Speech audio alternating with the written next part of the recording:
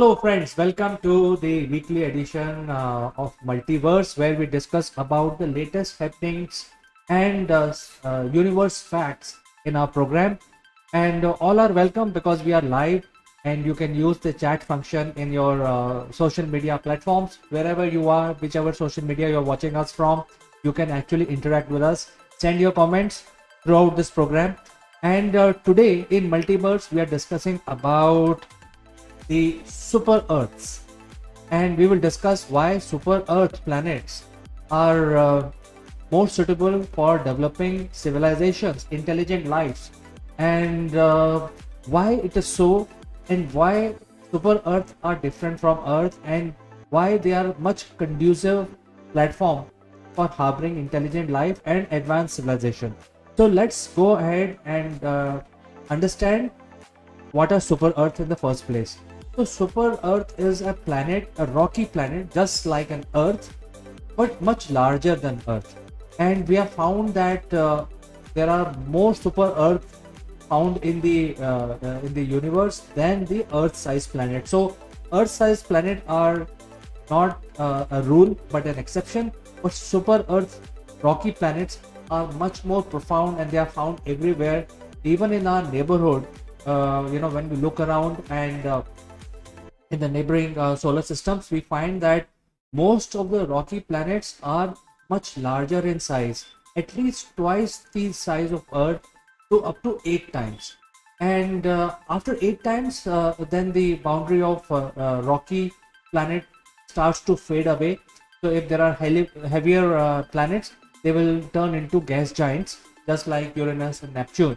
But super Earth will remain terrestrial planet as long as they are much larger than Earth, up to the size of 8 times that of Earth. So I think that is a clear distinction when we call about super Earth. It's like larger planet than Earth, and it has rocky surface. It may have water. It may have a lot of atmosphere. So I think this is where the distinction comes, and why super Earth are definition of super Earth and how they are different from Earth. Now let us understand Earth itself. Earth is a fairly large rocky planet in our solar system. In fact, it is the largest rocky planet in our solar system. And when we say rocky planet, there are 4 rocky planets inside the 4 rocky inside of the solar system, and the external 4 other planets are the gaseous giant, which is Jupiter, Saturn, Uranus, and Neptune. So out of these 4 terrestrial planets, Earth is the largest of them. I mean, we can say that Venus is a twin sister of Earth, but the difference between Venus and Earth is about 10%. So Earth is 10% bigger than the Venus, and Earth is rotating in the habitable zone around the central star, which is Sun. And because of the habitable zone, the peculiar thing that happens in this area is that the water can exist in all 3 forms, and that is required for developing complex life. So you have water in the form of ice, in the form of water vapor or steam, and also in the form of liquid. And that creates a concoction. It creates an environment for various chemistry to happen, various types of different types of chemistry to happen. So Earth is right in the middle of the habitable zone. And the further other facts about Earth is that it is a mid-size. It's not a super Earth, it is a smaller planet. And the gravity of Earth, even though it is the largest of the rocky planets, the gravity of the Earth cannot hold the hydrogen and helium gas on Earth. That means the gravity is sufficient to hold everything else onto the Earth, but hydrogen and helium, if they are released in the atmosphere, they will escape out into the space. Although there is a lot of hydrogen found trapped in rock, in water. Water is basically H2O, which is hydrogen and oxygen. But in the atmosphere, the hydrogen and helium gases cannot exist. They will simply rise above, and gravity cannot hold them, and they will escape into the outer space. Now, in a long run, if the heat increases, the water will also become steam, and when the steam rises up in the atmosphere, there, because of the cosmic rays and the solar radiation, the water molecule is broken down into oxygen and hydrogen. Oxygen remains in the atmosphere, hydrogen escapes. So this is a gradual process which happens on Earth even today as we speak. Now let's talk about the biosphere.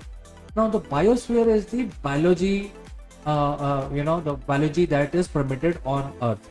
So you can see in this picture that the biology is possible only a very small area in the Earth. So even though Earth is a very substantial planet with a lot of resources, but the biology or the life that is found on Earth is limited to certain areas where the situation is much more conducive for producing life. And I will actually explain what is life, etc., in the next slide. Now, if you see on the green side, on the picture, the green picture talks about the biomass, how much mass that life form has on Earth.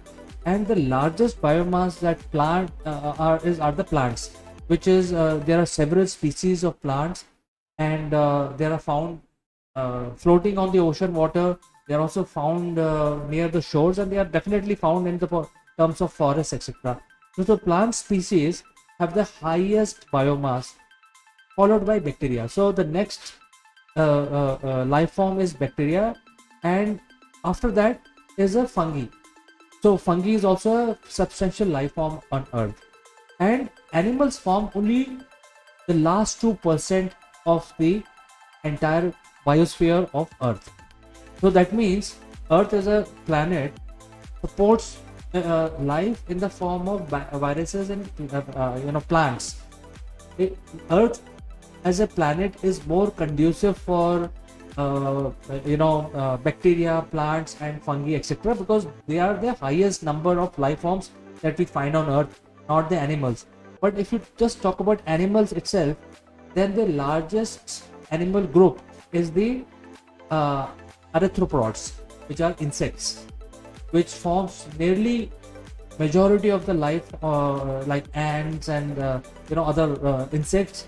So if you look at the Earth as a planet which can support life, we think as humans that we are the supreme life form, but it is not.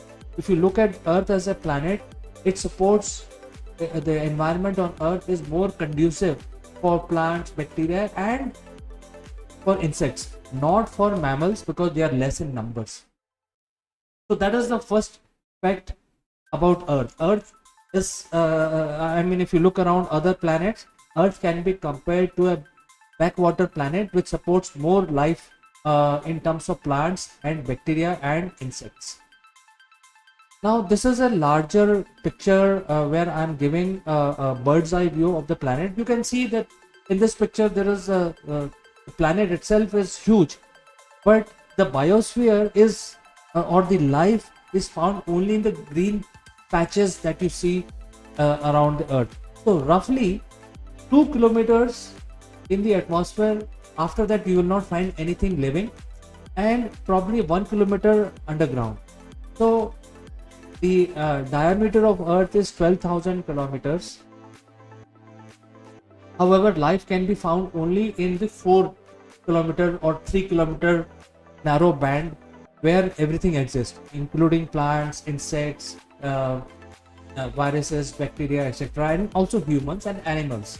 So it's a very small area on Earth, even though we are in the habitable zone and we have a lot of resources on Earth, but a very narrow band supports life, and anything else is not conducive for life. So even though we are a habitable zone, we need certain conditions for life to evolve. We know that, we have done a lot of research for last 200 years. We know that where life exists and where life does not exist. And that brings us to the discussion around the super Earth. Now super Earth, as I said, is a bigger planet. It's a rocky planet. It is a bigger planet. So if we find a super Earth in the habitable zone in any other solar system, the chances are this planet will have water in all three forms because of the temperature. If the temperature is just right so that water can exist in all three of its natural form, which is liquid, gas, and solid also in the form of ice. And if there is a super earth which will have water, it will allow chemistry to happen.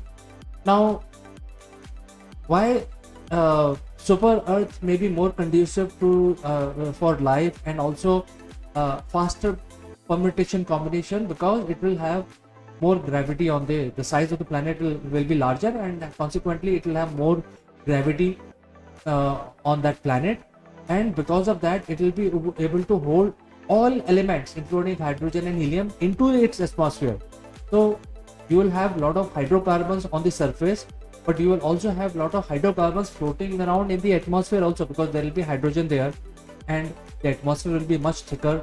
So the super earth and habitable zone will allow the life permutation combination to happen not only on the land or in the shallow waters, but also in the atmosphere, because of the higher gravity and more material available on that planet. So that is the first logic of why super earth may be more conducive for complex life. Now, when we talk about super earth, what type of life it can support? Obviously, if super earth type planet, for example, if you look at the earth, the life evolved only in last 600 million years. So earth's age is about 4.5 billion years. Only 600 million years we have seen life, and before that the situation for life was not conducive. It was too acidic, very hot, and earth was cooling down, especially this green area that I have shown you in the previous picture. Whereas the super earth will be able to retain temperature for a longer time, and it will not be entirely dependent on its native star. And because of that it will have much bigger, higher pressure. Because of the atmospheric pressure, it will form a much bigger life form. Most of the life form will be much bigger, because the pressure of the atmosphere will also be very high. So the life form on a larger planet will evolve into a giant, into a beast, and the bodies will be much more stronger, because they will have to hold a much thicker atmosphere on their head. And to enable this gigantism, they will also have a lot of material available in the planet itself. So the life form will be much bigger, much stronger, much stouter, and very, very strong. So that is the first difference between life on Earth and life on a bigger Earth. And when we talk about the bigger life form, there will be more oxygen on super Earth. And what we have seen in the past is that whenever there is more oxygen in a planet, the extra oxygen creates gigantism. It has happened with on Earth also, when the oxygen was 35% in the atmosphere. It created large beasts like dinosaurs, huge dinosaurs during Jurassic Age. And once the dinosaurs died away, the mammals became very huge. We had huge mammals like even today we have whales, which are the largest animal ever found on Earth. And these are all happened because of the extra oxygen available in the atmosphere. Right now the oxygen levels are about 20-21%, but at one point of time it was 35%. So on a larger planet like a super, which is like twice the size or 3 times the size of Earth, there will be more oxygen. That will lead to gigantism. That means the blood will be more efficient in transferring oxygen into the deeper part of the body. So first of all, the bodies of these animals will be much larger. The atmospheric pressure will be much greater, which will support bigger life form on that planet. And at the same time, there will be more oxygen on the planet, which will allow larger animals and birds and other species to breathe appropriately and also survive. So these are the differences between Earth and a super Earth planet. And because of the higher atmospheric pressure, it will create sort of an ocean type environment in the atmosphere. For example, I talked about the blue whale or whales, which are much larger animals. They have grown larger because they exist in water. Although they are the air breathing animals, they have the lungs. They are not the fish. They look like fish, but they are not fish. They are mammals. They breathe air. But they have become larger because their bodies are supported by uh, water, and hence they don't have to move around on the land, and therefore they can grow larger and they can actually use the excess oxygen which is available in the atmosphere. So similar thing will happen if there are uh, thicker atmosphere. The large bird type creatures will evolve on a larger planet, because on Earth birds are typically small. But if the atmosphere is thick, because when during the Jurassic time we had huge birds, flying lizards, taking as big as F-16 aeroplanes flying at that point in time. So larger planet will have thicker atmosphere, hence it will support more complex and much bigger life form on that planet. And when we talk about complex life, and if there are ocean on the large planet, the ocean will become cauldron of all the permutation combination which are possible, which is allowed by chemistry. And therefore it has taken the DNA to evolve over eons on Earth. That reaction or that combination may happen faster because there is more material available, and the chemical reaction will be much quicker than Earth. So if there is a giant planet in the habitable zone larger than Earth, life will evolve quicker on the planet and will evolve into much more complex being than what we have on Earth. So remember I said Earth has more plants and bacteria and insects, and not so many animals. So animal life is only 2%. When we talk about animal life, it's basically including insects. Is only 2% more life exists in the form of plants. On a larger planet, there will be much bigger plants, much complex DNA, much complex life forms. They will basically evolve into a much stronger, much larger beings, and who knows, they also quickly evolve into a alien intelligent species which can build a larger spaceship, and they may also evolve quicker into becoming a galaxy faring civilization. So these are the possibilities of larger planet, larger terrestrial rocky planet in the habitable zone. And that is why I am talking about why super Earth may harbor life, much more complex life, maybe much more conducive for intelligent species to evolve much quicker as compared to Earth, because Earth looks like a backwater planet which supports more plant life and insect life, not complex life or intelligent life. And the materials which are available on Earth are, although they are more than other planets, but then they are not as much in abundance as a super Earth. That is why super Earth planets may harbor more complex life. Now friends, I would like to also pick your mind on what we see and find out when we look around in this space. I think the biggest thing that we look at when we look around is that if the sun like star and a super Earth like planet, again is not the ideal combination for intelligent civilization to evolve, because the evolution takes it has own process, and it has some certain speed at which it evolves. So and it is basically based on the natural selection. So if there are more complex life, if you go to Amazon forest, there are more species there because there is more competition for resources in Amazon as compared to Sahara desert, because there are hardly anybody there. There is no life there. So if there is a super Earth with a lot of time given to super Earth for evolution, it will evolve into a much complex ecosystem and a lot of species on that planet.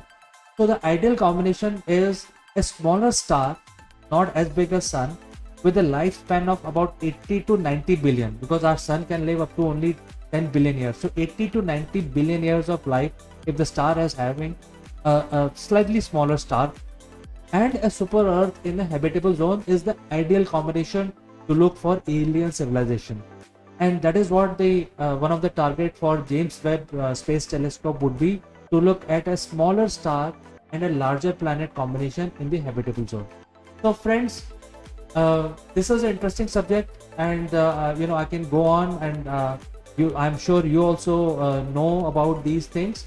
If you have any opinion, you can send in your messages, and otherwise, I will meet you same time next Thursday with Multiverse, with some other interesting subject about the universe and our space. So as always, thanks for watching, and I will catch you in the next one.